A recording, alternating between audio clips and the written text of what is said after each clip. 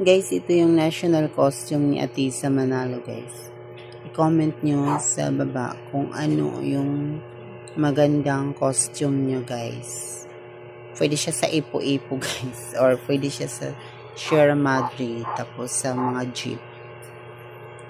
Pang Philippines Eagle din. Maganda rin yung aura nyo.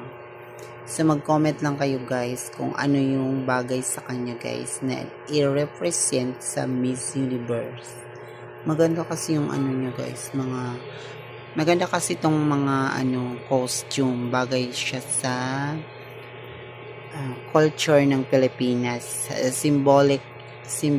Simboliko ng Pilipino. Maka-Pilipinong traditional. 'Di ba? Kasi yung iba nalilimutan na nila yung likhang sining ng Pilipinas. 'Di ba?